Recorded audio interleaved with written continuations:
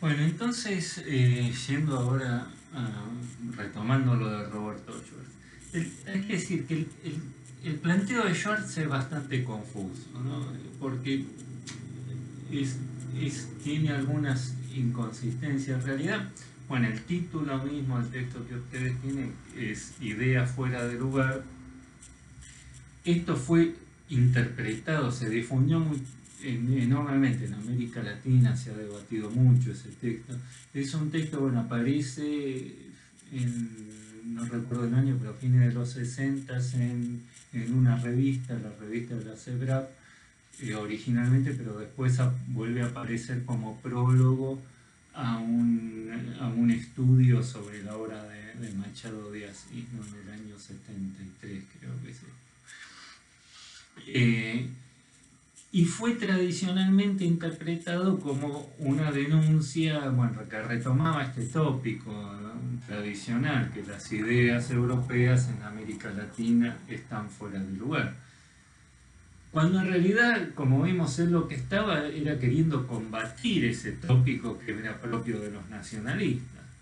Aunque el modo en que lo discute es algo imbricado, ¿no?, y complejo, porque en realidad no está en contra de esta idea de que las ideas están fuera de lugar. De hecho, ya en este texto empieza mostrando esto, como las ideas liberales europeas en la realidad brasileña del siglo XIX no eran adecuadas, sobre todo por la existencia masiva del esclavismo en esos años, la esclavitud. De hecho, Brasil va a ser, digamos, el último país del mundo que oficialmente se produce la abolición de la esclavitud, ¿no? Aunque bueno, en otros lugares va a subsistir, pero bueno, oficialmente como Estado es el primero que declara, el último, perdón, que declara la abolición en 1888. En el momento de la independencia, un tercio de la población brasileña era esclava, ¿no? Y eso muestra, bueno, lo que dice la contradicción que está en la Constitución de 1824, que retoma la Carta de Derechos del Hombre francesa, que dice que todo aquel nacido en suelo brasileño es libre, cuando había una tercera parte de la población seguía siendo esclava, ¿no? Eso sería para él el ejemplo de una carta de derechos, una declaración que estaba muy obviamente fuera de lugar en el caso brasileño, ¿no? Ahora, bueno, antes de pasar, en el texto también hace un énfasis más que en la esclavitud como la mejor expresión de ese desajuste de las ideas liberales europeas en Brasil, es más bien el agregado o el dependiente, que es el blanco libre pero pobre, que va a haber, digamos, toda la sociedad brasileña libre va a estar atada por sistemas de relaciones de dependencia personal, que no se logra. La sociedad esta de individuos libres, autónomos, iguales, que proclama el liberalismo, nunca se va a dar, no solo por la presencia de esclavos, sino que eso a su vez va a hacer que haya una convivencia paradójica de libertad y dependencia. Los hombres libres van a ser libres, pero van a ser dependientes, porque en última instancia lo que define su condición como seres libres no es la ausencia de la dependencia de señores, pero sí en oposición a que no eran esclavos, ¿no? Bueno, que toda la sociedad brasileña en el siglo XIX va a estar atrapada por este sistema de relaciones clientelísticas, de favoritismo y de lazos de dependencia personalista. La persona.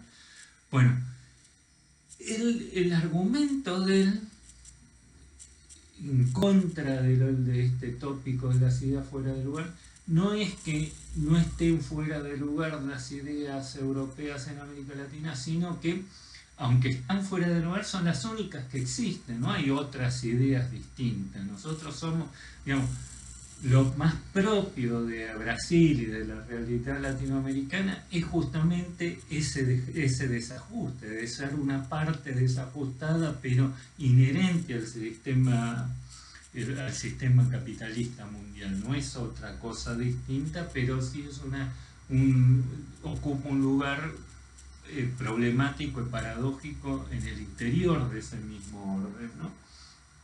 Dice que a los brasileños se los reconoce como brasileños en sus disposiciones particulares, ¿no?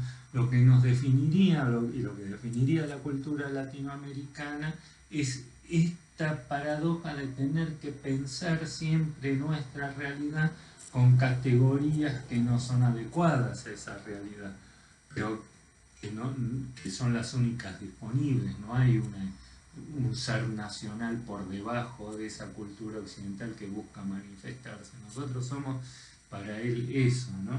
En esto, como les decía, retoma la idea de que hay un único sistema mundial y que América Latina es parte de ese orden y de esa cultura mundial, ¿no? No es algo distinto, ¿no? Este es, bueno, como les decía, una intervención fuertemente antiesencialista, que para él dice, este afán bueno, el que cita es el de Silvio Romero, de no copiar a los europeos, nos encierra en un falso problema, porque no vamos a encontrar nunca nada que sea propiamente latinoamericano, que no se puede encontrar en cualquier otro lugar.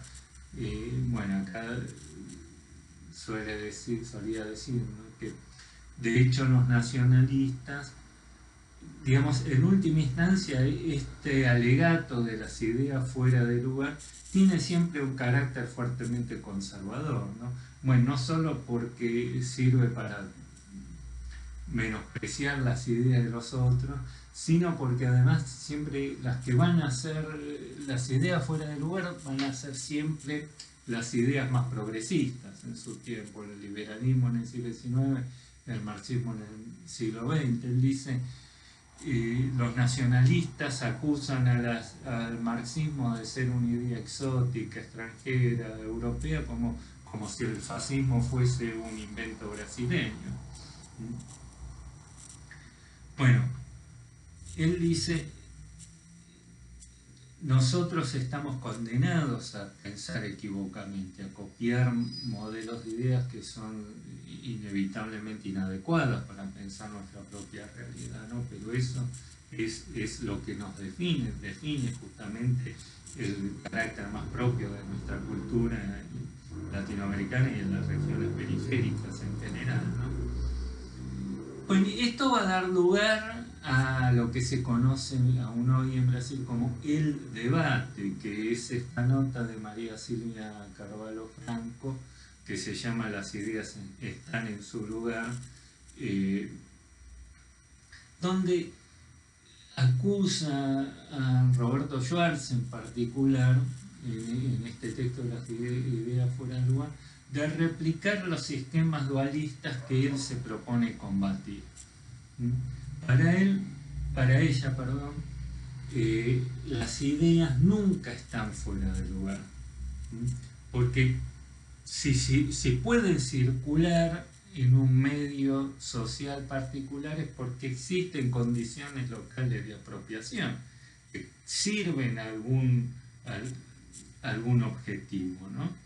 Bueno, ella de hecho es una historiadora estudiosa del fenómeno de la esclavitud en Brasil, y en esto retoma la teoría de la dependencia y muestra que el esclavismo en Brasil no era algo extraño al capitalismo, sino todo lo contrario, era funcional al sistema capitalista. No es que refleje alguna tradición o el peso de una cultura trazada, etcétera, sino que respondía a la propia lógica del sistema capitalista de optimizar el beneficio. Aún el más schumpeteriano, el más emprendedor de los empresarios británicos, en Brasil sería esclavista, porque era lo más racional en la economía brasileña, porque era lo que ofrecía más ganancia, por lo menos durante bastante tiempo. Cuando deja de ser así va a terminar desapareciendo, pero en las condiciones, al menos en la primera mitad del siglo XIX, era absolutamente lógico y racional, según la propia lógica capitalista, de la optimización del beneficio, de que lo sea más rentable. Usar las formas de producción que fuesen más rentables. Bueno, como les decía, ella entonces le va a acusar de volver a una idea dualista con la existencia de dos Brasiles contrapuestos, ¿no? El Brasil formal de la política, las ideas, de los grandes principios, etc. Y el Brasil real, el Brasil de la sociedad, que sería esclavista, ajeno a la cultura. En última instancia, ese sería el mismo dualismo propio de los nacionalistas, dice ella, ¿no? Y les leo, ¿no? Tendríamos entonces, por un lado, las razones burguesas europeas obsecuentemente adoptadas para nada, que las ideas se adoptan por una cuestión de moda y nada más, pero que no sirven para nada en Brasil porque no tienen ninguna realidad en Brasil. Y por el otro lado, el esclavismo brasileños incompatibles con ella. Sostener esta posición es ipso facto separar abstractamente los términos del modo ya indicado y perder de vista los procesos reales de producción ideológica en Brasil, que también en el campo de la cultura se daría, no, digamos, si el marxismo, el brasilismo, si una idea extranjera entra en Brasil es porque de alguna forma sirve algún propósito dentro de esa sociedad, si no tendría sentido, ¿no? Bueno, en realidad, como vimos, ambos, tanto Roberto Schwartz como María Silvia Carvalho Franco, intentan romper con el tópico de las ideas fuera de lugar por vías opuestas, ¿no?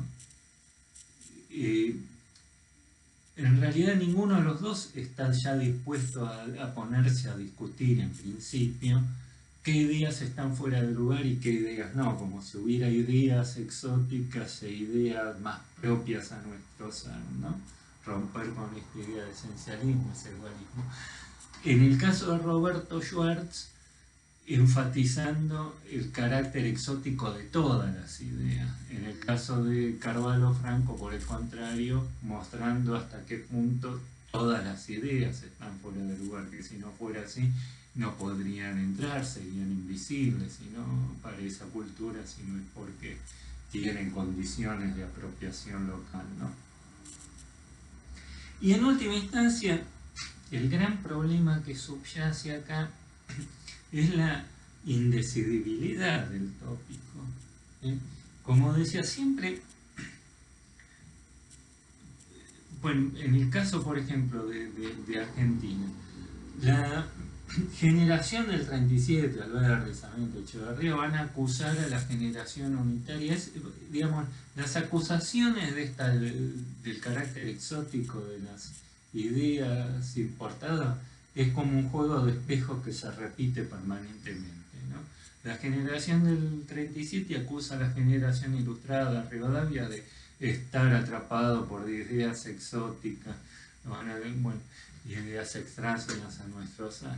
Y a su vez los nacionalistas de los años 20 van a acusar a la generación del 37, a Sarmiento Alberdi, de estar atrapado. Siempre todos van a acusar, y siempre las ideas que van a estar fuera de lugar, por supuesto, son las del otro. Bueno, ya les digo, esto suele tener, digamos, es un modo muy simple de despreciar las ideas, de menospreciar las ideas de los otros. Pero,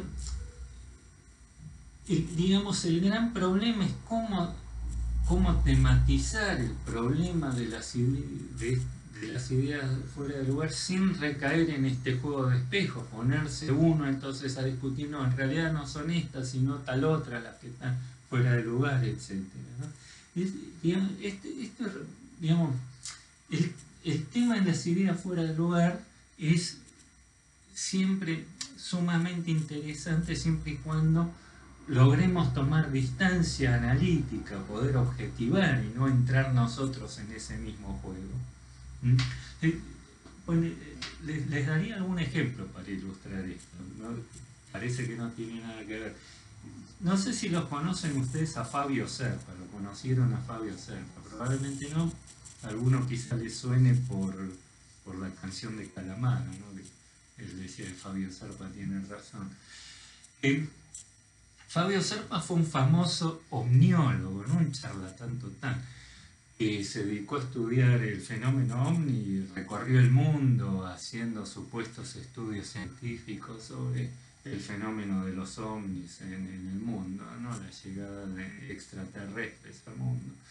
Cosa que en esos años, le estoy hablando de los años 70, era muy común, ¿no? Yo me acuerdo cuando yo era chico en esos años, todo el mundo había visto ovnis. Al punto que me sentía yo un extraterrestre porque era el único que nunca había visto un extraterrestre, ¿no? Si uno preguntaba en una clase quién vio ovnis, la mayoría levantaba las manos, ¿no? En esa época.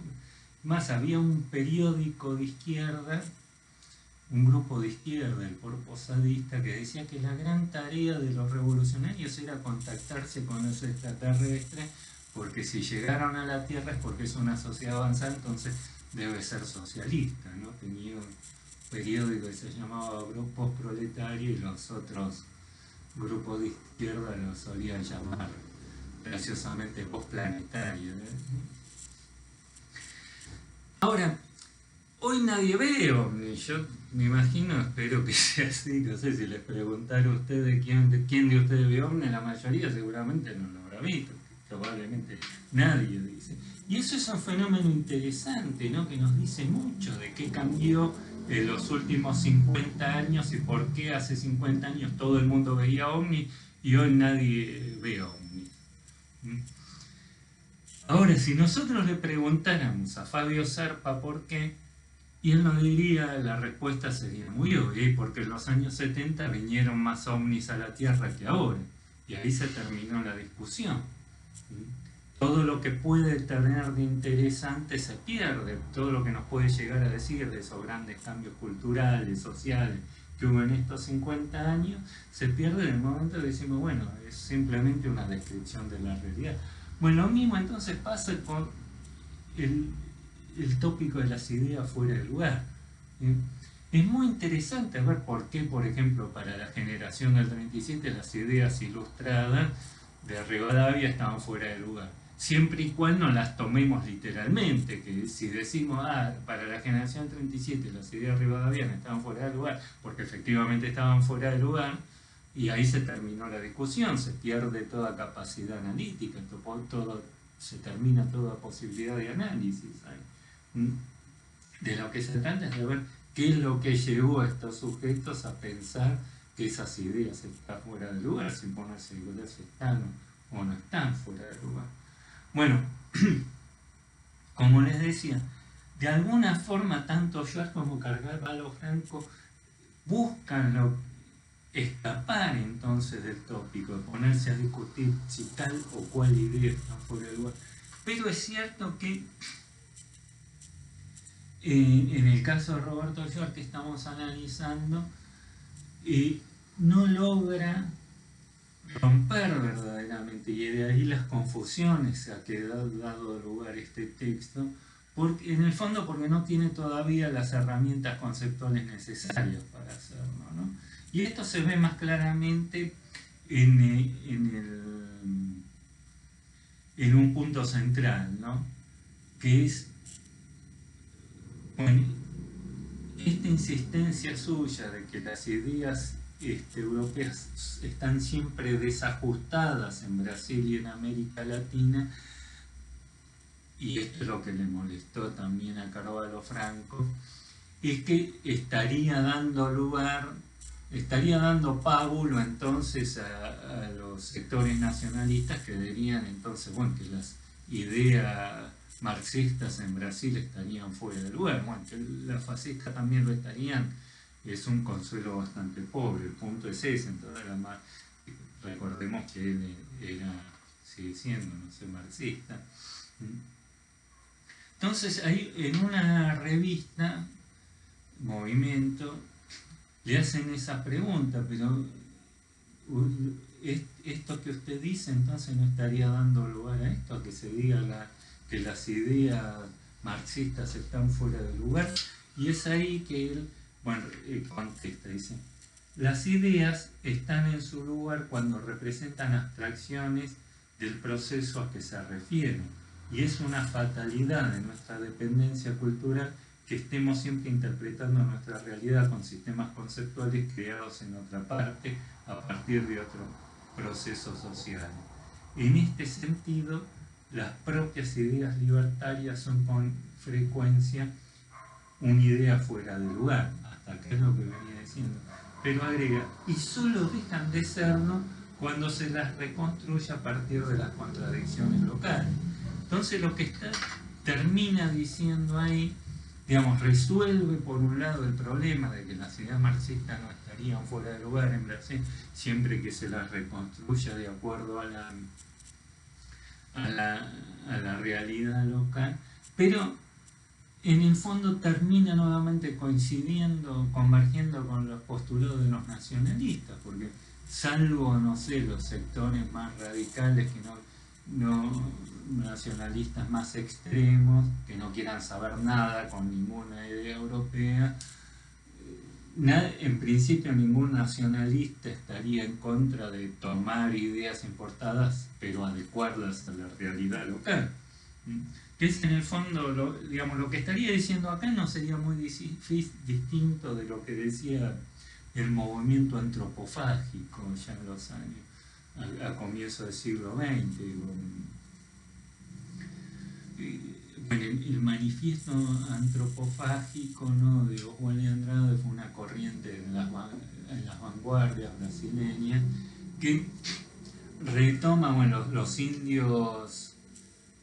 indígenas originarios de Brasil en una amplia variedad, en realidad todos pertenecientes a una familia común que eran los tupís, los guaraníes eran parte de los tupís, ¿no?, una cultura tupí.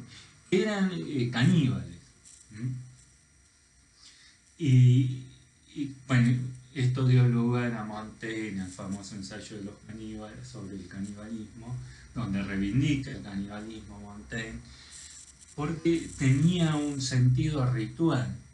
En las guerras entre los distintos sectores indígenas no se buscaba asesinar al otro, sino al guerrero, sino atraparlo, le daban de comer, lo alimentaban y después se lo comían. Y eso era un homenaje que le hacían, porque era absorber las virtudes guerreras de a quien se lo comían, ¿no?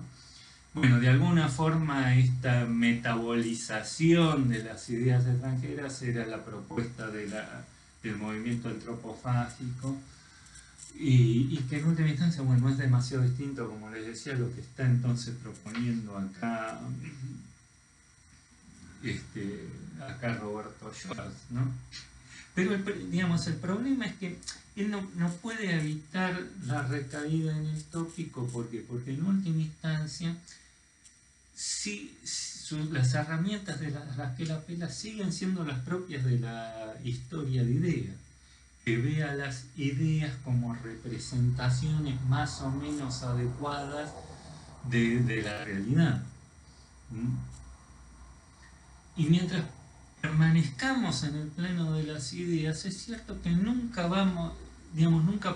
salvo podamos encontrar nada propio, no podemos romper en última instancia con alguna forma de esencialismo, porque en este plano de las ideas es cierto que nunca, bueno, el problema que le pasaba también a Freud cuando encuentra lo más propio en Krause, ¿no?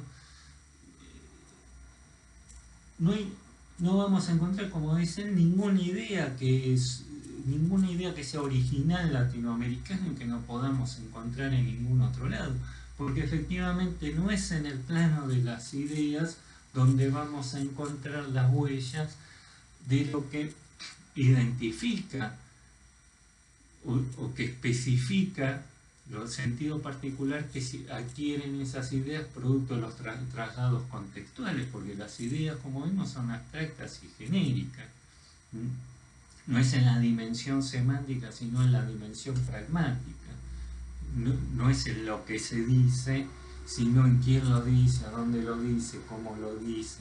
En el contexto, hay que reconstruir el contexto comunicativo específico, no es en el significado, como ya vimos antes, sino en el sentido que adquieren las ideas, donde se puede encontrar qué es lo que especifica a las ideas locales, ¿no?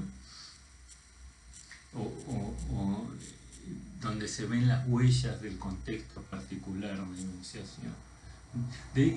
Y en realidad él produce entonces, cuando él dice que las ideas extranjeras son descripciones inadecuadas de la realidad brasileña, en realidad está atribuyendo a un plano semántico algo que corresponde a la dimensión pragmática del lenguaje, y esto genera una discordancia conceptual, porque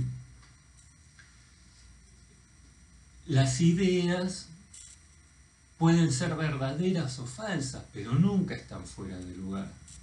El que estén fuera de lugar es una función de la dimensión pragmática, del contexto pragmático de enunciación, de la dimensión performativa. Que una idea está fuera de lugar significa que fue dicho por la persona incorrecta, o en un momento inoportuno, o en un lugar inadecuado, etcétera, etcétera. En la idea, en el contenido de la idea, no se va a poder descubrir qué es lo que está fuera del lugar, ¿no? En tanto que descripción en la realidad, como les decía, no vamos a encontrar nunca ninguna idea que esté fuera del lugar. Y en última instancia sigue reproduciendo ese esquema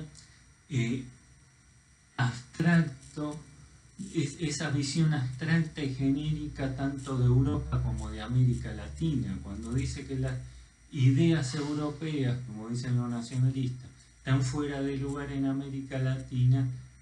¿Cuál es esa Europa a la que se refiere? Supuestamente, si todas las ideas estuvieran siempre en su lugar apropiado en Europa, y todas las ideas estarían fuera siempre y en todo lugar fuera de lugar en América Latina. Pero en Europa, digamos, para los alemanes, por ejemplo, las ideas francesas siempre estuvieron fuera de lugar. Fue una de las grandes controversias de toda la historia cultural alemana. Lo mismo podemos, incluso dentro de Francia mismo, no todo Francia es lo mismo, no es lo mismo París o Montmartre que un campesino del Languedoc, son realidades sumamente heterogéneas, pero claro, se plantea acá de nuevo como dos entidades genéricas abstractas, y como siempre las ideas terminan en su lugar en Europa y siempre fuera de lugar. Bueno,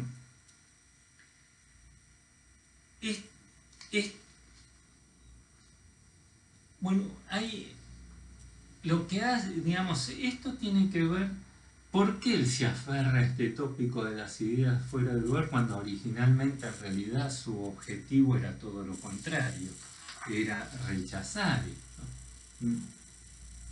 Bueno, esto tiene que ver con que, como les decía, originalmente su proyecto era combatir estas corrientes nacionalistas dentro de la propia izquierda brasileña, ¿no? Pero ya para cuando termina de plasmar su teoría, el contexto había cambiado. Ya para los años 70, su enemigo, ya aquello contra lo que busca oponerse, ya no es el nacionalismo, sino lo que llama las teorías de lo que llama respectivamente la filosofía francesa, y se refiere sobre todo a Derrida y Foucault, ¿no? Dice que piensan que, bueno, están en contra de esto de las originales y copias, ¿no? Dice, sería más, en este texto del nacionalismo por eliminación que les nombré antes, decía, sería más ajustado y desprejuiciado pensar en términos de una secuencia infinita de transformaciones, sin principio ni fin, sin primero ni último, ni mejor ni peor. En realidad,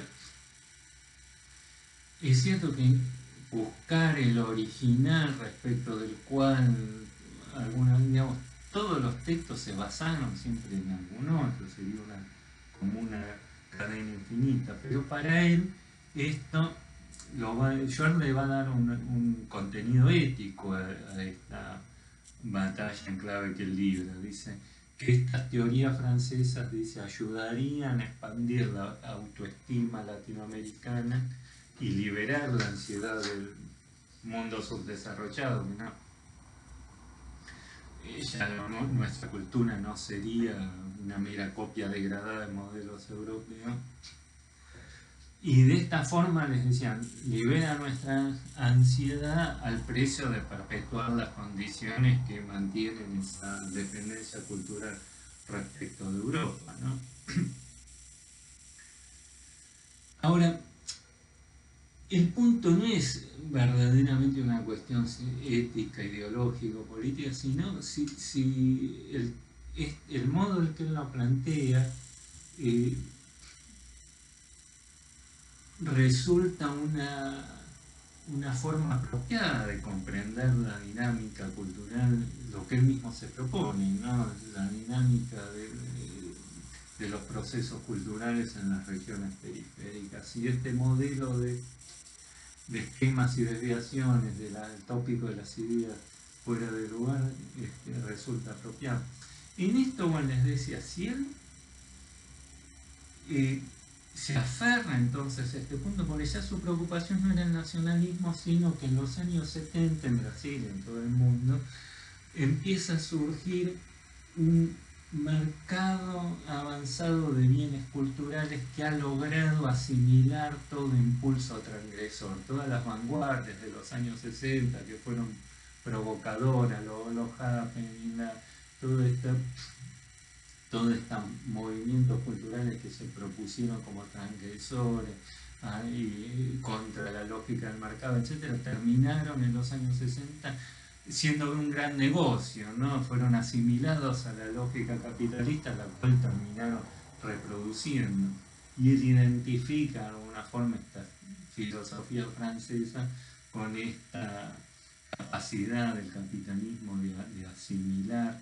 Y entonces él se aferra entonces a ese tópico de las ideas fuera de lugar. En una conferencia que dio acá en Buenos Aires, en una feria del libro, entonces él va a proponer un doble desglose, ¿no? Él va a decir, él,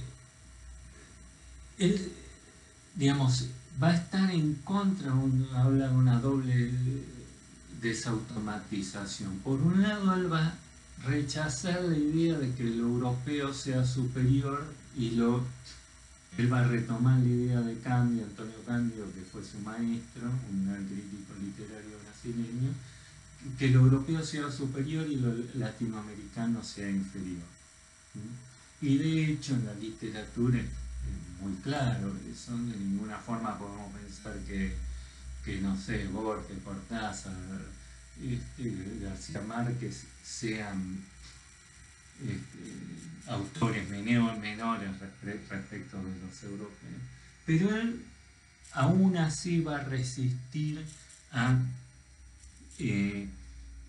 abandonar una segunda distinción entre el modelo y la copia, que existe un modelo europeo y una copia local, que en realidad, cuando en realidad ya la primera desautomatización o deslinde que él propone tiene implícito ya el segundo, si algo dejó de ser inferior respecto a algo extranjero superior porque de alguna forma ya dejó de ser una mera copia degradada de un modelo original, ¿no? Y el punto va a ser que en realidad en esto va a haber una tensión entre su teoría y su propia práctica como crítico literario. Bueno, como les decía, este texto de las ideas fuera de lugar era un prólogo a un estudio de Machado de Assis, ¿no? Y él muestra ahí, hace en su análisis, digamos, lo que le interesa ver ahí, qué es lo que hace de Machado de Assis el primer gran escritor universal en América Latina, que es el primero gran escritor que aparece en América Latina. Hasta antes de Machado de Assis, es cierto que la literatura latinoamericana no había hecho grandes producciones, ¿no? Él va a ser el primer gran escritor en América Latina, y él trata de descubrir, de revelarnos qué es lo que hace de Machado de Asís este gran escritor, ¿no? Bueno, y él lo contrapone al caso de José de Alencar. José de Alencar fue un escritor, bueno, primero romántico, fue uno de los grandes impulsores del romanticismo literario. En Brasil también fue político, fue senador, ¿no? Senador vitalicio. En sus obras fueron O Guaraní, Iracema, que hace una apología, digamos, del nativo brasileño, ¿no? Crea una novela idílica del pasado originario brasileño. Pero bueno, el que toman como modelo es su última novela, que ya está más imbuida del realismo francés, de Balzac, que se llama Señora o Señora, ¿no? Esta señora de la que habla es una especie de Madame Bovary brasileña que quiere romper con esos lazos de dependencia, realizar este afán de ascenso social, independencia económica, ganar prestigio y estatus social, etc. Y para eso decide romper con todos los vínculos sociales y realizar su ambición privada, ¿no? Y por otro lado están estas viejas chismosas que la critican porque, bueno, es una loca, ambiciosa, etcétera, etcétera. Ahora, lo que dice Roberto Schwartz, ese modelo en Europa funcionaba perfectamente porque en realidad lo que buscaban mostrar es el cinismo de estas mujeres chismosas que critican a esta mujer, cuando en realidad esta señora lo que ha hecho es hacer lo que todas ellas hubieran querido hacer, de ganar estatus social, prestigio, etc., ¿no? Mientras ellas seguían sometidas a vínculos y dominaciones personales de todo tipo. En cambio, en Brasil eso cobra un sentido totalmente distinto, porque en las chismosas brasileñas, las viejas estas tienen razón que es una loca, porque en Brasil romper con todos los lazos de dependencia personal queda fuera de todo, se convierte, lejos de conseguir ascenso, prestigio, etc., se convierte en una especie de paria, porque toda la sociedad brasileña está articulada por estos vínculos de relaciones de dependencia personal, el clientelismo, etc. Bueno, el gran logro de Machado de Assis es convertir esa paradoja en un principio de construcción narrativa. Es lo que podemos llamar un giro hacia la forma del discurso. No es que lo que lo hace grande no es que refleje la realidad brasileña, sino que lo reproduce en el propio texto. Bueno, el mejor ejemplo de esto es las memorias póstumas de Blas Cubas, donde el principio rector de la narrativa de Machado de Asís, las memorias póstumas de Blas Cubas, son la primera gran obra de Machado de Assis, de una serie de 4 grandes obras, esto lo que se llama el segundo periodo de Machado. Pues toma el modelo en realidad de Lawrence Stern, de las aventuras de Tristan Shandy, en el cual él relata póstumamente su vida, ¿no? Y este Blas Cuba, una vez muerto, cuenta su vida y se describe a sí mismo todo el tiempo de manera contradictoria. Por momentos aparece, él mismo se pinta como si fuera un probo, generoso, un gran hombre, y otro como un cínico, despreciable, etcétera, etcétera.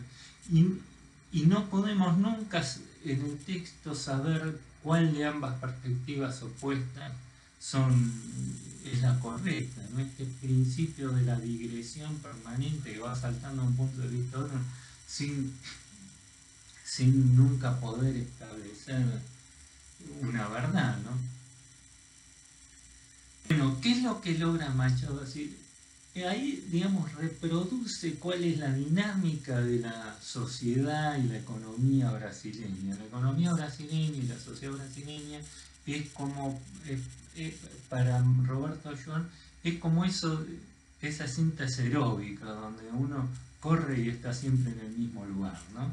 Bueno, Brasil, en la periferia, América Latina en general, es esto, un desarrollo sin ningún avance o un avance sin desarrollo, donde a diferencia de lo que fue en Europa, la burguesía en América Latina impone el capitalismo sin transformar realmente las relaciones de producción y las relaciones, los sistemas de relaciones sociales, que reproduce patrones arcaicos de producción y de relación social, ¿no?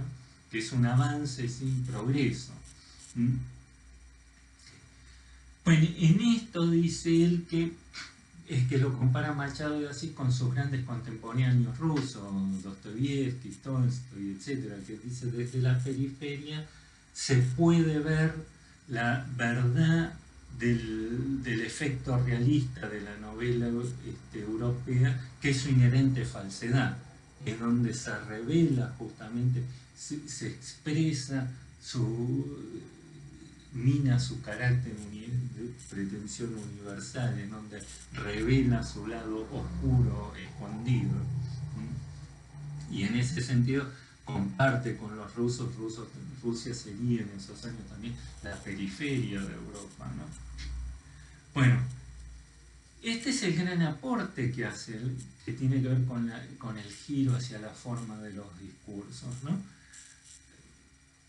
Pero cuando vuelve a esta distinción del modelo de la copia es porque en realidad, bueno, está discutiendo ya sobre todo con Silviano Santiago, que es el que introduce a Derrida ya en los años 70, muy tempranamente, escribe un diccionario de deconstruccionismo, donde define el discurso latinoamericano como el entrelugar, que es la marca de la diferencia dentro del original europeo, ¿no? Que mina su pretensión de pureza, ¿no? Que para él, para Silviano Santiago, las lecturas en la periferia nunca son inocentes, ¿no? Aunque tampoco servirían para revelar ningún ser interior, sino como inscribirse como lo otro dentro de del uno de la cultura, ¿no? Europea. En esto Schwartz parece converger con esto, y es ahí que entonces pero esto para él terminaría siendo una suerte de apología del subdesarrollo. El subdesarrollo nos daría propiedades epistémicas superiores, que nosotros podríamos ver mejor aquellas cosas que en el centro no se pueden ver. Y es acá entonces que da marcha atrás de alguna forma con su planteo original y vuelve a insistir en esta idea, es que hay que no resiste abandonar esta oposición entre la idea de un modelo y una copia, porque de lo contrario para él se diluiría ¿no? El problema fundamental que le preocupa, que es este carácter dependiente, marginal, periférico de la cultura latinoamericana, ¿no? Pero como les decía,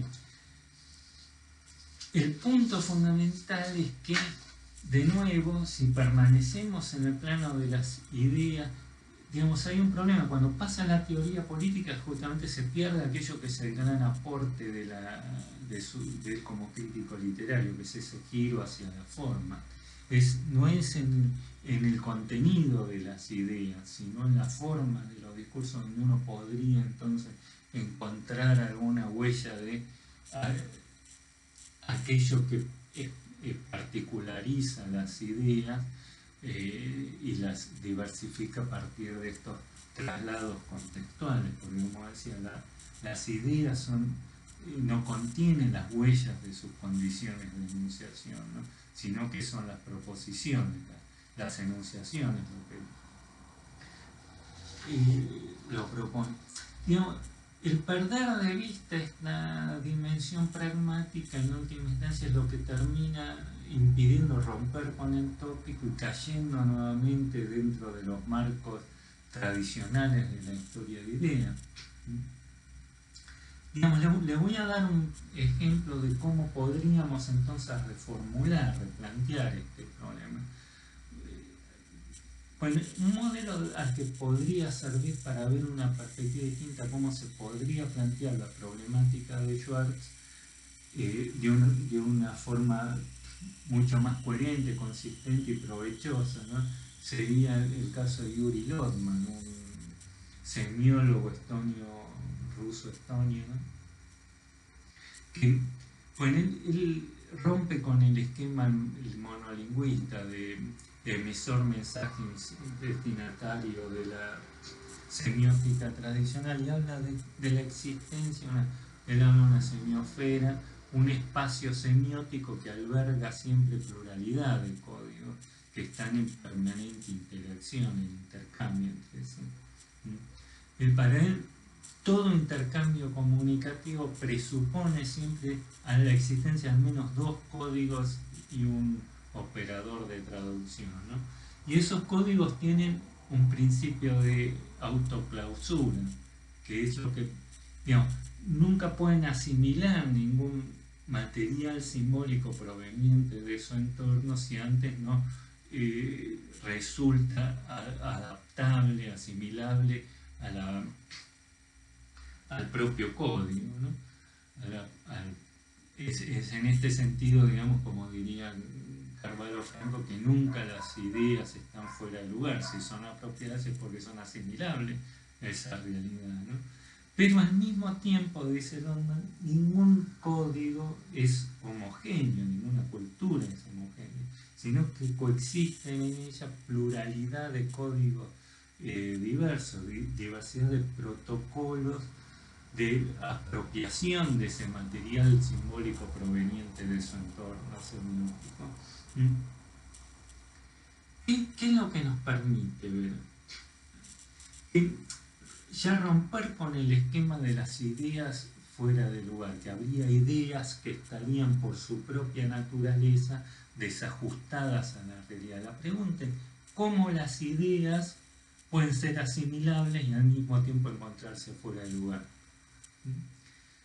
La respuesta sería, desde esta perspectiva entonces, según este esquema de Yuri Lotman, en realidad no hay ideas que no sean siempre asimilables a la realidad. Y siempre, si circulan dentro de una determinada realidad, porque hay condiciones de apropiación. Y sin embargo, al mismo tiempo, siempre estarían desajustadas. Pero no por su propia naturaleza, sino que las contradicciones o los desajustes serían una función del mismo carácter contradictorio de ese proceso de asimilación, que toda asimilación siempre resulta ella misma contradictoria y siempre genera desajustes, producto de la coexistencia en un mismo espacio cultural de pluralidad de protocolos de lectura de esos elementos extraños, diversos y contradictorios entre sí. Siempre, digamos, habría que pasar de las ideas fuera de lugar a las ideas siempre parcialmente desajustadas. Como la idea de que estuvieran siempre totalmente ajustadas supondría una cultura absolutamente orgánica, homogénea, cerrada, lo que nunca se verifica en la realidad. El que estén siempre todas fuera de lugar sería la anomia completa. Siempre todas las ideas son adaptables y desajustadas al mismo tiempo, ¿no? Y, digamos, el ejemplo quizás que para mostrar hasta qué punto las ideas no están nunca por su misma esencia desajustadas, sino que depende, es en el propio mecanismo de apropiación que se producen los desajustes, sería el de la Constitución brasileña del 24, ¿no? Ahí dice, ¿se acuerdan que la Carta de Derechos está en contradicción con la realidad de la esclavitud? Pero eso no era así para el discurso esclavista. Para los esclavistas, la Carta de Derechos no estaba desajustada, porque dice que todos los hombres son libres. Pero el esclavo, para el esclavista no era un hombre, era bueno, Aristóteles decía que era un instrumento parlante. Para nosotros es así porque nosotros efectivamente pensamos que los esclavos también son hombres, pero eso tiene que ver con lo que nosotros pensamos. Y es cierto también que en Brasil esa carta va a estar desajustada en la medida justamente que ese discurso esclavista empieza a minarse y cada vez más en Brasil los brasileños van a empezar a pensar, pero no es algo que ya desde un comienzo, sino que se fue desajustando respecto a la realidad brasileña, porque en última instancia lo que se oponen siempre no son, y este es el punto fundamental, nunca son ideas versus realidades, sino siempre son ideas entre sí las que se oponen, son siempre percepciones de la realidad. No hay un lugar de la realidad desde donde nosotros hablemos y podamos detectar aquellos que no se ajusta a la realidad. Son siempre perspectivas contradictorias de la realidad que se oponen entre sí. Y este es el punto fundamental. Entonces, bueno, para resumir, ¿cuál sería la reformulación que podemos hacer del tópico a partir de estas herramientas que nos ofrece la historia intelectual? Primero, cuestionar la idea de que existan centros y periferias como algo fijo y estable, sino que cambian permanentemente con el tiempo. Lo que hoy es un centro, mañana pasa a ser periferia. Lo que es el centro en un respecto no lo es en otro, por ejemplo en una disciplina. A su vez los centros contienen sus periferias y las periferias sus centros, etc. Que es una visión simplista ver Europa y América Latina como si fueran entidades homogéneas y opuestas, ¿no? Es algo sumamente abstracto. Bueno, en segundo lugar, que los desajustes no están en el componente semántico, no hay ideas que su propia naturaleza estén desajustadas, porque sin condiciones de asimilación son invisibles, ¿no?, para la cultura local. Entonces, nuevamente, ¿cómo pueden ser asimilables y estar desajustadas al mismo tiempo, ¿no? Y es acá entonces que tendríamos que reformularlo en términos de ideas siempre parcialmente desocupadas. Bueno, y finalmente esto que se oponen siempre entre sí, nunca son realidades versus ideas, sino ideas contrapuestas entre sí. Por eso la determinación de qué es lo que se encuentra en cada caso fuera de lugar forma parte de un juego de equívocos permanentes, que no hay un lugar de la verdad. Entonces, de lo que se trataría no es de ponerse a discutir, es en última instancia el proyecto hacia el cual Schwartz apunta todo el tiempo sin nunca llegar, que cuando hablan de que el liberalismo, dice, sería una ideología de segundo orden, dice, que no se trata entonces de ver qué ideas estaban fuera de lugar y cuáles no, porque eso nos metería en ese mismo juego de espejo, donde por supuesto las que van a estar siempre fuera de lugar para nosotros van a ser las ideas de los demás, como para Schwartz eran las desarrollistas pero no las marxistas. No se trata de ponerse a discutir eso, sino lograr tomar distancia del tópico y volverlo el mismo objeto de análisis. En todo caso, no si estaban fuera de lugar o no ciertas ideas, sino por qué en determinado momento y lugar ciertas ideas le aparecieron a ciertos sujetos como extrañas a la realidad local y no otras. ¿Qué llevó a que estas ideas le parezcan extrañas y estas otras no? O,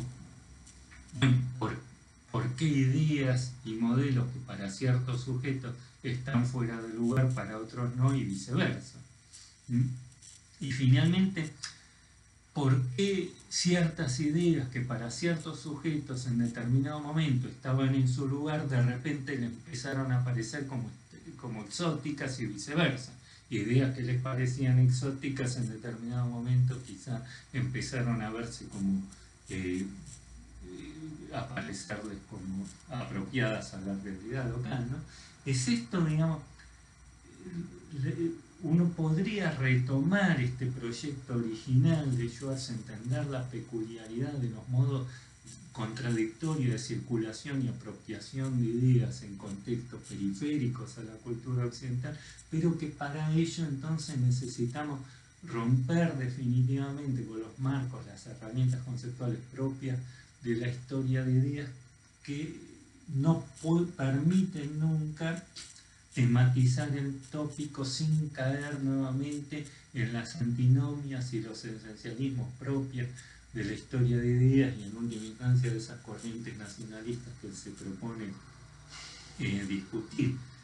En este marco nosotros podemos retomar este proyecto, pero para ello es necesario usar otras herramientas teóricas y en última instancia abandonar la expectativa de que podamos encontrar un único rasgo que define a los latinoamericanos de todo tiempo y lugar y los distingue a los europeos de todo tiempo y lugar.